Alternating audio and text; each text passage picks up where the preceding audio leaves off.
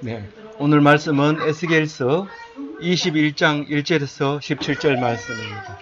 또 여호와의 말씀이 내게 임하여 이르시되 인자야 너는 얼굴을 예루살렘으로 향하며 성소를 향하여 소리내어 이스라엘 땅에게 예언하라.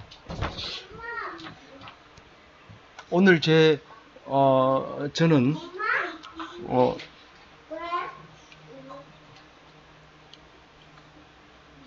광산에 검을 캐러 들어가면 어떤 달은 하루 종일 캐도 검을 못 캐고 나올 수가 있습니다. 그러나 부지런히 캔 그 돌을 버럭이라고 합니다. 버럭이라고도 원어는 버럭인데 이제 버럭이라고 우리가 말을 했고 실제로 그 버럭을 많이 버립니다. 탄광에 가면 산에 쌓여 있는 돌이 전부 버럭입니다. 근데 지금은 그 단어를 이제 우리가 광산도 없고 이러니까 필요가 이제 없는데 말을 안 쓰는데 표준말에 없는데 이제는 버럭을 찾으면 북한말로 나옵니다. 어쨌든 그 버럭이 금광에서는 100분의 1, 1000분의 1도 안 됩니다. 검을 캐기 위해서는 버럭이 그만큼 많다는 거죠. 그런데 저는 오늘 이 말씀 속에서 다이아몬드를 켰습니다. 여러분 만약에 금광에 가가지고 자기도 모르게 아무도 모르는데 그 다이아몬드를 발견했다고 합시다. 그러면 여러분 어떻게 해야 될까요? 좋아서 펄펄 뛰면 될까요? 안 될까요? 남들 눈치채면 안 됩니다. 그런데 그 표정은 바꿀 수 없어요. 그 표정을 보면 그 다이아몬드를 주었는지 분명히 알 수 있습니다. 그런데 끝까지 입을 다물고 싱글벙글 하면서 나오는데 보통은 무게를 달아 나오기 때문에 검을 주머니 넣었는지 주머니 검사를 다 합니다. 그런데 다이아몬드는 결국은 입으로 삼켜가지고 절대로 검사에 걸리지 않게 해서 그래서 들고 나오는데 오늘 제가 만약에 솔직히 말해서 너무 좋아가지고 막 난리를 피웠다면 사람들이 좋아할까요? 싫어할까요? 저 사람 다이아몬드 주었다고 막 좋아가지고 막 그러면 좋아할까요? 싫어할까요? 별로 안 좋아해요. 안 좋아하고 잘난 체 하네 이러기도 하고 심지어는 뺏어서 목숨이 위험할 수도 있습니다. 그래서 예수님은 사실은 그 다이아몬드를 발견하고 그 얘기를 하는 바람에 목숨을 잃었습니다. 그러나 그것은 그렇게 잃었음으로써 그 목숨을 엄청 큰 가치로 돌려주셨습니다. 예수님만큼 큰 귀한 다이아몬드를 발견한 사람은 없습니다. 우리 인류가 지금 4000년 됐다고 하는데 이 4000년 인류 속에서 예수님만큼 영향을 끼친 사람은 아무도 없습니다. 그 누구도 따라가지를 못합니다. 왜 하필이면 2019년 전에 태어났을까? 오늘 이 말씀을 읽으면서 놀라운 것을 발견하게 됩니다. 뭐가 그렇게 대단한가? 사실은 말씀드려도 못 알아들을 거예요. 왜냐하면 그걸 다 얘기하려면 하나님이 예수님처럼 알게 해주는 거지 그거를 다 아는 거라면 그건 귀한 것도 아니에요. 다 아는 거라면 그건 귀할 수도 없어요. 그래서 하나님께서 주시는 것을 감사하고 기뻐하는 거지 내 노력으로 알게 되었다든가 내가 머리가 좋아서 그랬다든가 지혜가 총명하다든가 이렇게 생각하면 그건 결국 모르는 거죠. 그건 모르는 거죠. 오늘 진짜 이해가 안 가는 말이지만 자세하게 읽음으로써 저와 같은 은혜를 나누기를 바랍니다. 자, 오늘 여호와의 말씀이 내게 임하여 이르시되 여호와의 말씀이 누구에게 임했다고요? 에스겔에게 임했다고요. 어디에서요? 바벨론 포로 가가지고 거발 강가에서 지금 붙들려 간 지 몇 년 만에 이제 7년 됐어요. 7년 됐는데 5년째 나이가 얼마였어요? 5년째 30살이었어요. 그래서 7년째 가가지고 2년 있다가 사람들이 자기를 알아봐요? 못 알아봐요? 뭐라고 알아봐요? 선지자라고 알아봐요. 선지자로. 저 사람이 비유로 말하는 사람 아니냐? 저 사람이 비유 말하는 사람 아니냐. 뭐 그동안에 장로들이 많이 찾아와가지고 이야기를 하기 시작했지만은 이제는 장로가 아닌 사람들도 그 사람을 보고 선지자인 줄 알게 됐어요. 말하는 걸. 그래서 선지자가 되면 뭐가 달라요? 맨 처음에 장로들한테 얘기하는 거하고 많은 사람들이 보자마자 저 사람은 예언하는 사람이다 라고 얘기하는 거하고 뭐가 달라요?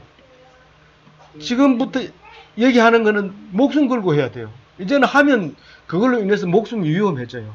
그게 무슨 말이냐면 내가 다이아몬드를 찾았다고 말하는 순간 그냥 안 놔두고 대들어서 뺏거나 아니면 미워하거나 그렇게 한다는 거예요. 그런데 결국은 말할 수밖에 없으면 그건 선지자가 확실한 거예요. 근데 지금 이제 쭉 20장까지 예언해 왔지만 환상을 보고 비유를 보고 이렇게 얘기해 왔지만 오늘 21장에 와가지고 또 얘기를 하는데 내용을 보면 별거 아닌 것 같아요. 마치 늘 하던 대로 하는 것 같이 보여요. 어제나 오늘이나 다른데 날씨는 다르죠. 어제는 시원하고 오늘은 덥고 더우니까 좀 쉬고 이러는데 그때 엄청난 말씀을 우리에게 해주신다는 사실을 깨달아 보면 우리가 하고 있는 게 얼마나 잘하고 있는지 알 수가 없습니다. 제가 오늘 아침에 출근을 시켜주면서 이렇게 해서 여기서 내려주기로 약속을 했으면 거기서 내려주면 되는데 가다가 여기다 내려달라 하다가 거기 말고 저기 내려달라 하다가 계속 그렇게 하면 하나님이 싫어한다는 거예요. 그게 무슨 하나님하고 관계 있어요. 그리고 짜증낼지 모르지만은요.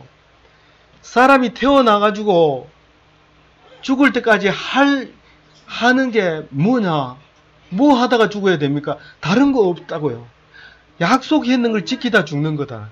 그게 제가 서울의 성내동에 살 때 내 나이 34세 그때 목사님께서 사람이 뭐 하다가 죽느냐 하면 약속했는 거 그거 지키다가 죽는 게 최고 잘한 거다. 그렇게 얘기를 합니다. 뭐 예수님은 말할 것도 없지만 우리가 뭘 하기로 했으면 그대로 하는 것이 가장 잘하는 것이고 그보다 더 가치 있는 건 없다고 얘기를 하고 있습니다. 그런 얘기를 하면서 이제 오늘 아침 출근을 했는데 자 오늘 그 에스겔이 누구 보고 예언한다고 했어요? 2절에 같이 읽어봅니다. 큰 소리로 너는 얼굴을 예루살렘을 향하며 성소를 향하여 소리내어 이스라엘 땅에 예언하라. 사람에게 예언하라고요? 땅에다 예언하라. 지금 이 땅은 지금 이제 심판을 받을 거고 멸망할 거고 이 땅에는 사람이 하나도 안 살 텐데 그래도 의인은 좀 살까요? 의인 못 살아요. 의인도 못 살고 악인도 못 살고 이스라엘 백성도 못 살고 이스라엘 땅에는 사람이 없다. 다른 말로 얘기하면 뭐예요? 이스라엘은 이제 너희들 거 아니다. 나라가 되려면 몇 가지가 있어야 돼요? 사람이 있어야 되고 땅이 있어야 되고 권리가 있어야 돼요. 이스라엘 백성은 권리를 누가 가지고 있어요? 하나님이 가지고 있으니까 그거는 뺏길 일이 없어요. 그러나 사람을 없애버리면 땅도 없고 사람도 없어요. 나라는 없어진 거예요. 이 말씀을 1차적으로 들으면 예루살렘은 이제 이스라엘 사람 땅이 아닙니다. 지금까지. 이때가 언제예요? 기원전 500년쯤 되는데 이때 잃어버린 예루살렘은 이제는 영원히 찾지 못합니다. 70년 뒤에 돌아와서 이스라엘을 차지하지만 스룹바벨 성전을 짓고 그걸 또 망한 뒤에 헤롯 성전을 짓고 또 예수님이 오셔가지고 이걸 헐어라 3일 만에 다시 짓겠다 그렇게 하면서 없어지고 그랬으면서 결국은 2차 대전이 일어나서 이스라엘 백성은 다 흩어져 버리고 2000년 있다가 지금 다시 모였지만 예루살렘에 갔어요? 못 갔어요? 못 가고 거발 강가에 있는 테라빔에 살다가 이제 2000년 뒤에 이스라엘 수도를 건설하면서 바닷가에서 모여가지고 그 동네 이름을 테라빔이라고 해요. 바벨론 포로에 끌려가지고 그 포로들이 살던 그 동네 이름이 테라빔인데 그 사람들이 전 세계에 흩어져 있다가 모여가지고 요빠라고 하는 동네 옆에 바닷가에 모여가지고 동네를 건축하면서 테라비버라고 했는데 나중에 두 개 합해서 테라비버 요빠 이렇게 해서 지금 이스라엘 서울이 된 거예요. 예루살렘을 서울로 하고 싶은 마음이 꿀떡 같고, 성경에는 그게 바로 옛날에 우리 수도인 것이 사실이지만 못한다고 했기 때문에 이것은 이제는 거기는 예루살렘 땅이 아닙니다. 이제는 모스크가 들어있고 거기는 가톨릭이 들어있고 개신교가 들어있고 아르메니아 아르메니아 정교회가 들어있고, 그래서 그게 쿼터제로 전부 나누어져 있어가지고 유대인도 일부분 차지하고 있긴 하지만 그렇게 예루살렘은 쪼가리가 나서 자기 것이 안 되게 돼 있어요. 지금 그 얘기를 2절에 하고 있어요. 1차적으로는 그래요. 그런데 기독교인은 뭐라고 생각해요? 이게 예루살렘이, 그게 예루살렘이 아니라 우리의 마음속에 하나님을 모시는 그 사람이 이스라엘 백성이고 그 성전이 우리 마음속에 있다고 가르치고 너희가 성전이다 라고 얘기를 하고 있잖아요. 그거는 1차적인 게 아니고 예수 그리스도 기독교인이 이 책을 읽을 때 그렇게 읽는 겁니다. 그런데 3절 읽어볼게요. 이스라엘 땅에게 이르기를 여호와의 말씀에 내가 너를 대적하여 내 칼을 칼집에서 빼어 의인과 악인을 내게서 끊을지어다. 항상 이스라엘 백성들은 의인과 악인을 두 개를 구분했어요. 그래서 의인은 살려주고 악인은요 멸망시켰어요. 그런데 지금은 뭐예요? 땅에 대해서 지금 심판하고 있는 거예요. 아무것도 못 살아요. 근데 의인, 악인 왜 얘기해요? 사는 사람 다 죽었다 이렇게 얘기하면 안 돼요. 안 돼요. 거기서 따지던 사람들은 상관없어요. 그건 소용이 없어요. 이게 지금 참 중요한 얘기죠. 근데 4절 읽어봅니다. 내가 의인과 악인을 내게서 끊을 터이므로 내 칼을 칼집에서 빼어 모든 육체를 람에서 부까지 치리니. 이 칼집에서 칼을 빼면 굉장히 위험합니다. 날이 서 있기 때문에. 칼집에 넣을 때까지 위험합니다. 근데 남에서 북까지라는 것은 이스라엘 전체를 얘기합니다. 왜 그렇게 말했을까요? 1차적으로 보면 북쪽은 바벨론이고 남쪽은 이스라엘입니다.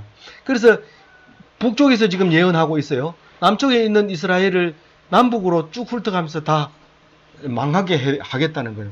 이 이스라엘은 이집트 문명과 메소포타미아 문명의 목에 있기 때문에, 남북으로 이렇게 붙어 있기 때문에 거기 뭐 치기가 쉽습니다. 그래서 그걸 싹 멸망시키겠다는 겁니다. 5절 읽어봅니다. 모든 육체는 나 여호와가 내 칼을 칼집에서 빼낸 줄을 알지라.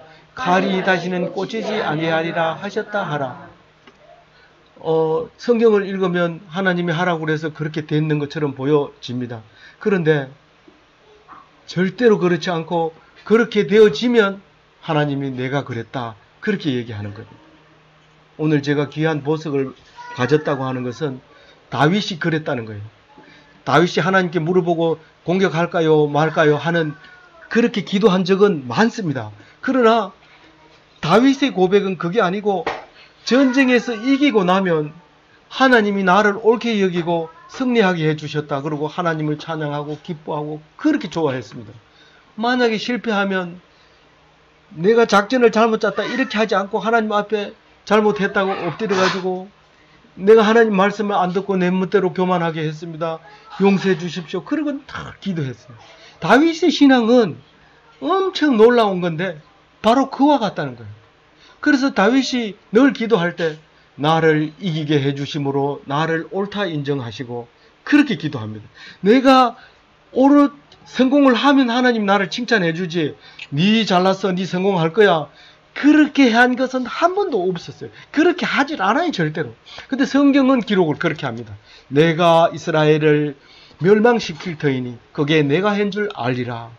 근데 100% 맞기 때문에 이것은요, 멸망하고 난 뒤에 들어보니까 이게 하나님이 했다는 거예요. 그래서 그렇게 기록할 수밖에 없는 거예요. 다르게 기록할 방법이 없어요. 이게 놀라운 말씀이에요. 그거를 못 읽으면 이게 무슨 소설, 또 이런 소설이 있냐, 재미없다 뭐 하던 말 똑같은 말 하고 이런데 하나하나 읽어보면 이 말이 얼마나 우리에게 강력한 메시지인지 모릅니다. 6절 읽어봅니다. 인자야 탄식하되 너는 허리에 끊어지듯 탄식하라. 그들의 목전에서 슬피 탄식하라. 너희들 죽는다. 그러면 야, 안 죽는 사람은 어디 있어? 뭐 이렇게 하면서 우습게 여기는 거죠. 그런데 에스겔을 보고 뭐라고 불러요? 인자라고 부르잖아요. 인자. 아니, 글자를 좀 똑바로 봐요. 에스겔을 보고 뭐라고 부른다고요? 예수님은 자기 스스로를 뭐라고 불렀어요? 그렇게 불렀어요. 그래서 이 성경 말씀을 이루려고 말씀이 오셨다 그 말이에요. 예수님이. 이게 지금 예수님 공부하는 거지. 예수님 이름 하나도 안 들어갔다고 해가지고 이거 섣불리 거기다 접속시키지 마라 이렇게 말할지 모르는데 성경은 지금 예수님 하고 있는 말을 하고 있는 거예요. 그런데 너희들이 죽는데 그냥 죽는 게 아니고 탄식을 하는데 허리가 끊어지듯 탄식하라 그래요. 그게 무슨 말이냐면 이 허리는 뒤에 보면 넓적다리로 표현이 되기도 해요. 넓적다리를 쳐라, 허리를 끊어지도록 해라. 그게 엉덩이로도 표현하는데 엉덩이를 쳐라. 막 이렇게 탄식하면서 통곡하라는 거예요. 안 그러고 그냥 속으로 아무리 탄식해도 사람이 못 들어요. 그런데 이렇게 사람들이 보는 앞에서 탄식하라는 거예요. 진짜 슬프게 너희들이 지금 엄청 슬프게 그렇게 연기를 하라는 거예요. 예? 7절 읽어봅니다. 시작. 그들이 내게 묻기를 내가 어찌하여 탄식하느냐. 그분이 대답하기를 재앙이 다가온다는 소문 때문이니 각 마음이 녹으며 모든 손이 약해지며 각 영이 쇠하며 모든 무릎이 불과 같이 약해지리라. 보라, 재앙이 오나 나 반드시 이루어주리라. 주 여호와의 말씀이라 하라. 우리가 보통 가가지고 가만히 있는 사람한테 강제로 예수 믿으세요 이러는데 여기서 그렇게 하면 안 돼요. 그 앞에서 엄청난 남들이 안 하는 짓을 해놓고 니 뭐 하는데 나 예수를 믿는다 이렇게 했을 때 그 사람이 그렇게 하는 게 예수 믿는구나 이렇게 하는 거지. 지나가는 사람 붙들고 막 예수 믿으라 해놓고 가가지고 딴 짓을 하고 이러면 그 말 안 하는 게 100번 나아요. 근데 이 에스겔한테 그런 식으로 말하는 거야. 니는 아무 말도 하지 마라. 묻거든 대답을 해라. 근데 물으면 뭐 예수 믿으면 복 받아 이러고 자세하게 안 가르쳐주고 그냥 치워부르고 무조건 예수 믿으세요 이 소리만 계속 반복하면 안 되는 거예요. 진짜 모습을 보고 그 모습을 보고 어떻게 하면 그렇게 할 수 있냐. 그건 예수님 믿으면 된다. 이렇게 될 때까지 내가 입을 다물고 열심히 그 앞에서 그 연기를 해야 된단 말이에요. 연기를 하는데 뭐 가짜로 무슨 이야기를 만들어서 연기하라는 재밌게 하라는 게 아니라 진짜 있는 얘기를 하는 거예요. 지금 뭐 철로 역정 영화인지 애니메이션인지 보러 갔는데 철로 역정요 성경 보세요. 철로 역정의 엄청난 베스트셀러였어요. 지금까지도 철로 역정을 안 보는 사람은 바보라고 얘기할 정도로 많이 보는데 성경 말씀에 나오는 이야기를 해가지고 그 역정을 쭉 이야기하고 있는 건데 시간 나거든 성경 보는 게 더 나아요. 물론 한 번도 안 본 사람은 보는 게 낫죠. 왜 다른 사람 다 얘기하는데 모르고 가만히 있는 것보다는 보는 게 낫지만 100번 성경을 더 읽는 게 에너지도 적게 들고 엄청난 것을 얻을 수 있는 거예요. 이제 소문을 듣고 이렇게 기가 죽어버립니다. 이 개가 처음 보는데 뭐 하루 강아지 범 무서운지 모른다 했는데 그때는 청각이 떨어져서 그렇지 아무리 처음 보는 개라도 호랑이를 만나면 꼼짝 못합니다. 그러니까 호랑이 소리만 나면 바로 꼼짝을 5분을 움직이지 못하고 그 자리에 앉아서 똥을 콱 싸는 걸 봤다고 얘기를 해요. 그러면 그만큼 우리에게는 무서운 게 정해져 있습니다. 아무나 그렇게 무서워하는 게 아니라 그 대적이 있는 거예요. 그 대적이 있어가지고 천적이죠. 고양이 앞에 쥐. 그걸 모를 때는요 어떻게든 이기려고 애를 썼는데 그게 결국 죽음으로 가는 길입니다. 그냥 하나님이 한번 호구로 잡혀버리면 영원히 호구로 잡히는 걸로 살아야 돼요. 그러다가 하나님께서 기회를 줘서 반대 입장이 될 수도 있지만 하나님이 그래 만들어 놓으면 그렇게 살 수밖에 없어요. 그걸 순종하면서 살아야 돼요. 근데 그거를 이기려고 하면 그건 하나님께 대적하는 것이 되는 거예요.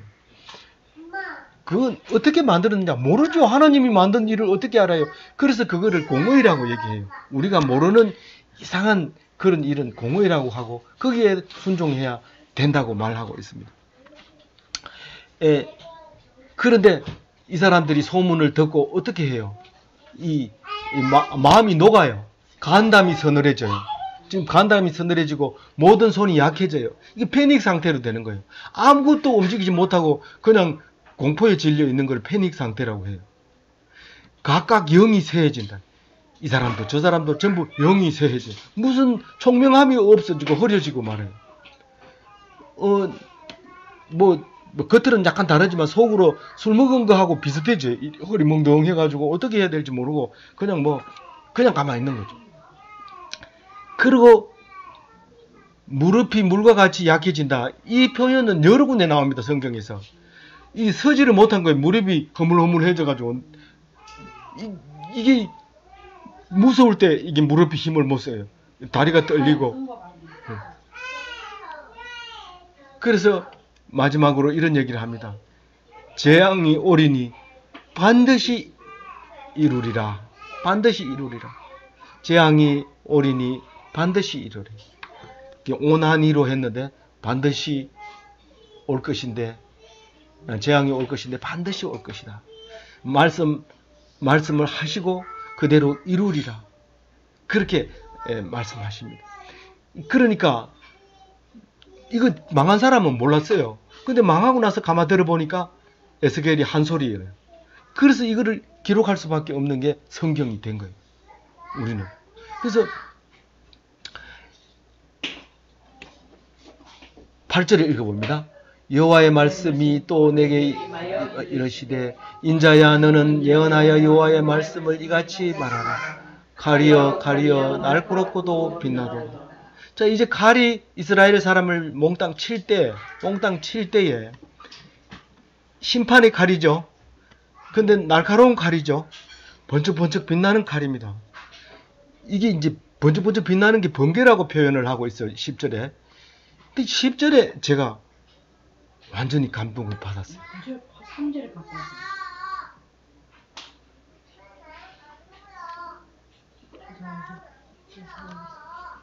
그 칼이 날카로운 이유는 왜요? 사람을 죽이려고 날카롭게 만들었고, 빛남은 번개같이 되기 위하여 빛나는 거예요. 번개는 어디서 많이 들은 것 같아요?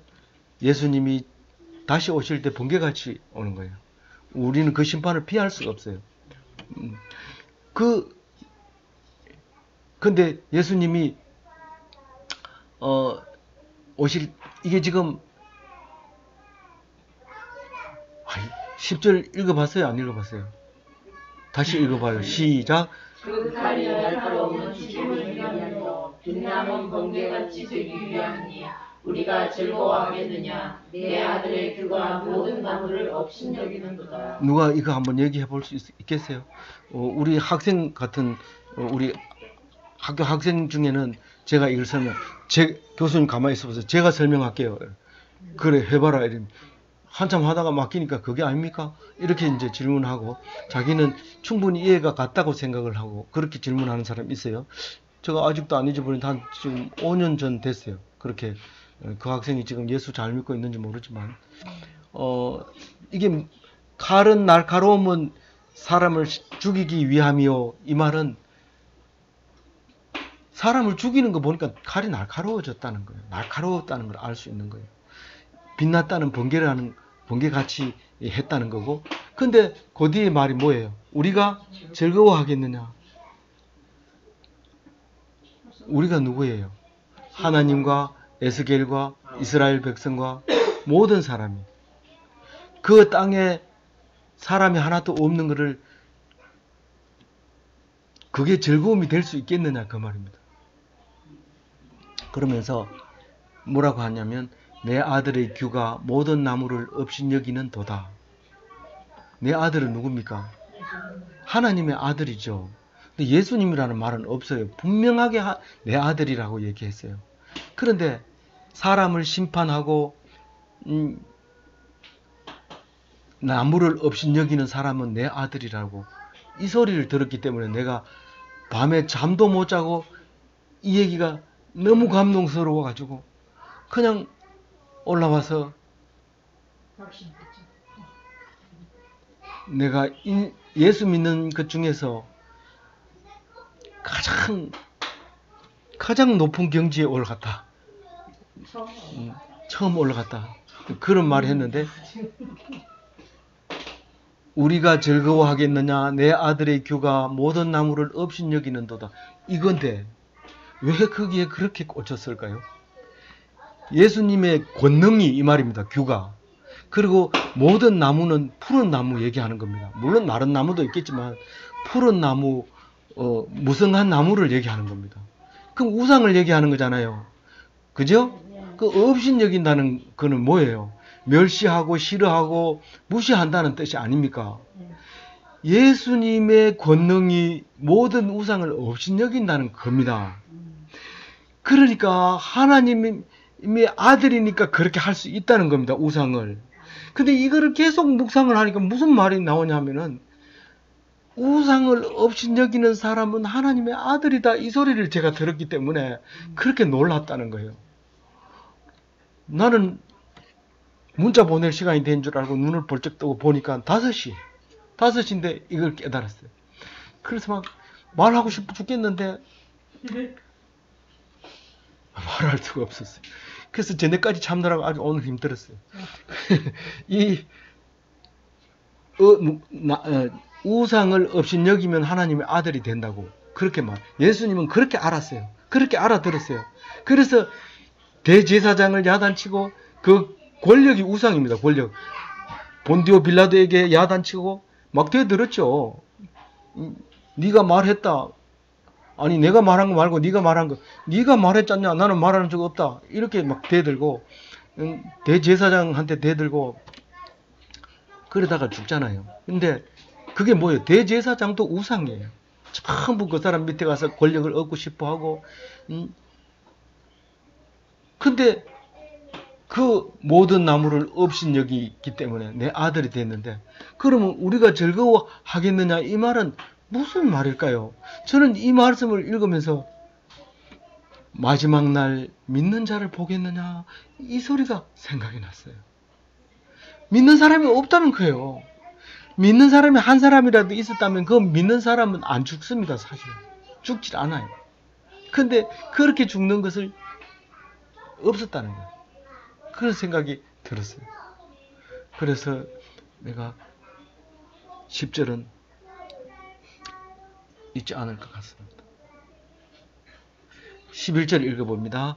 그 칼을 손에 잡아 쓸만한 빛나게 하되 죽이는 자의 손에서 비비며 날카롭고도 빛나게 하였다 하셨다. 죽이는 자가 누구예요? 하나님이겠죠? 아니면 하나님이 시키는 하나님의 사자겠죠?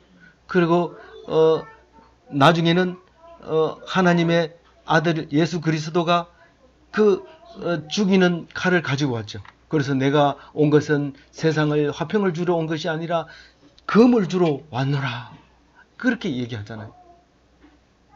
그게 어떻게 그 말이 됩니까? 그 말이 됩니다. 그건 믿음이죠. 어떻게 그게 그렇다고 생각합니까? 믿음으로 그렇게 믿는 거죠.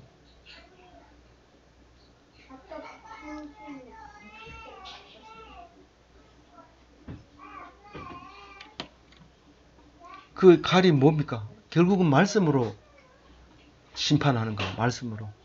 믿음이 없는 자는 죽는 거고 믿음 있는 자는 구원받는 겁니다. 12절 읽습니다. 인자야 너는 부러지져 슬피 울지어다. 이것이 내 백성에게 임하여 이스라엘 모든 고관에게 임함이로다. 그들과 내 백성이 함께 칼에 넘어진 바 되었으니 너는 내 넓적다리를 칠지어다. 이 넓적다리가 다른 말로 여러 가지 말로 한 42번 정도 나오는데요. 거의 책마다 같은 번역을 했지만 같은 책에서는 같이 번역하지만 책마다 다르게 번역했는데 볼기라고 번역한 거, 누구 편이라고 번역하는 거, 그게 야레크인데 야레크라는 넓적다리를 그렇게 번역을 했어요. 창세기에서는 환도뼈라고 번역을 하고 허리 누구누구의 몸에서 났다 할 때 야레크를 쓰고 다리, 밑판, 뭐 혈 쪽을 쓸 때도 야레크를 썼어요. 그러니까 이 말은 지금 무슨 말이냐 하면은요. 12절 말은 무릎을 치고 엉덩이를 치라는 거예요. 울면서 그렇게 이 얘기를 안 하면 못 알아듣는다는 거예요. 저는 지금 감격스러워서 잠을 못 잤는데 오늘 아침 그 말씀 깨닫고 잠 못 잔 사람 있습니까? 그럼 제가 날마다 거기 가서 묵상을 배우도록 하겠습니다. 같이 하겠습니다. 하여튼 이 말씀을 듣고 저는 엄청나게 감격을 했습니다. 그래서 이제 내 백성에게 임하며 뭐가요? 칼이요, 칼이. 울면은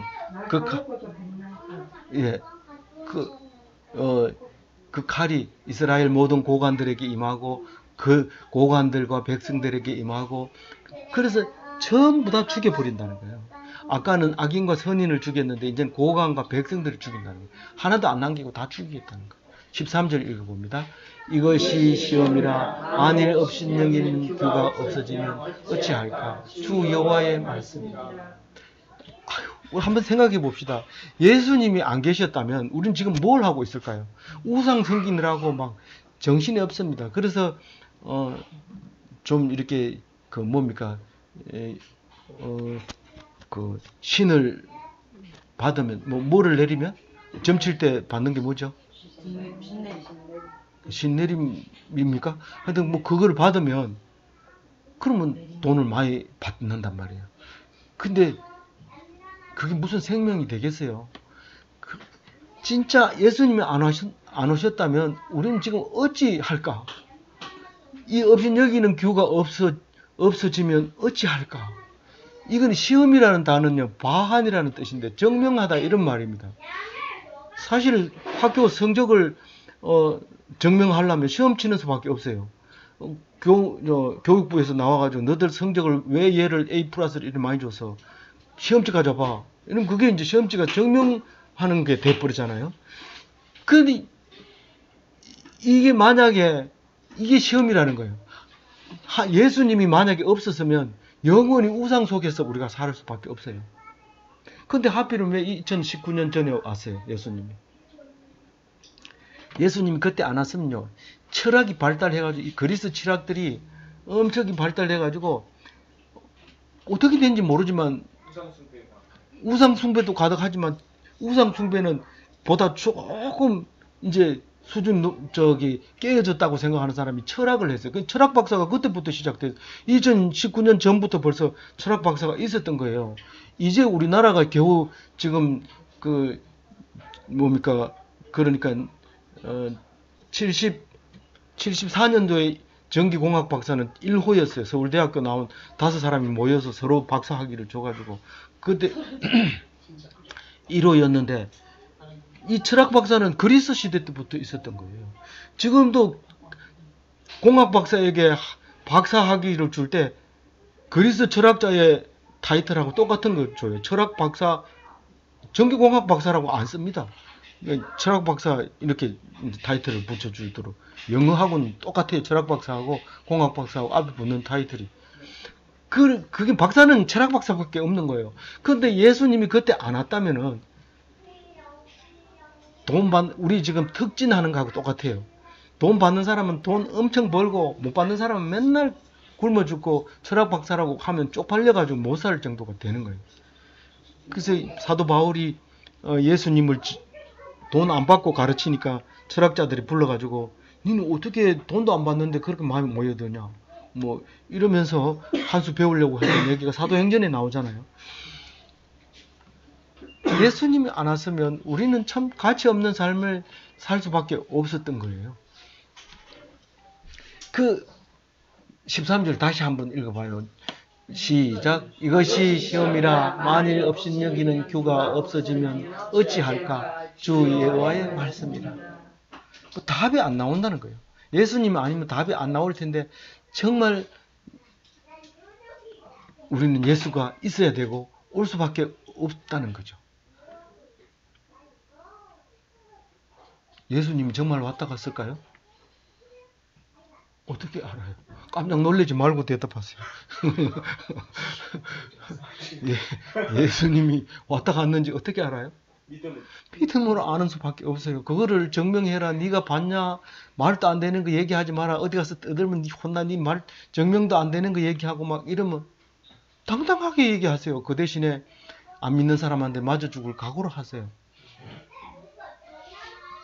그러면 그걸 가지고 말씀으로 말미암아 죽는 자는, 고난 받는 자는 그 상이 크다고 얘기를 하고 있어요. 안 그러면 그거 돈도 잘 벌고 건강하고 오래 살고 뭐 또 아쉬운 게 뭐 있습니까? 뭐 다 가지고 있다 하더라도 소용없어요. 예수 안 믿으면. 근데 당장 죽더라도 예수 믿으면 안 죽는 거예요. 영원히 사는 거예요. 가면 다 만나는 거예요. 뭐 아쉬워가지고 좀 찔찔 짤고 그럴 필요 없어요. 가면 다 만나요. 영원히 만나요. 지겨워지지 않아요. 그게 지겨워지면 그건 가지를 않으니까 걱정하지 마세요. 저 사람 만나기 싫어가지고 지옥 가기 싫은 사람은 지옥 가고 싶은 사람은 지옥 가세요. 예. 14절 읽어봅니다. 그러므로 인자야 너는 내어야 나의 손뼉을 쳐서 칼로 두세 번 거듭하여서 얘기하라. 이 칼은 죽은 칼이라. 사람들이 둘러싸고 죽이는 큰 칼이라. 이것도 다른 성경 계속 안 읽고 요것만 딸랑 읽으면 도대체 뭔 말인지 못 알아먹습니다. 예레미야도 그렇고 에스겔도 그렇고 네가 말하는 대로 내가 이루어 주겠다 그러거든요. 이 예언자가 말하는 대로 그대로 이루어 줍니다. 그렇게 얘기합니다. 그러면 이 손뼉을 칠 때마다 칼이 이쪽으로 2번 치면 칼이 거기 가서 2번 망하게 하고 이쪽으로 3번 치면 이쪽에 3번 망하게 하고 그렇게 했다는 겁니다.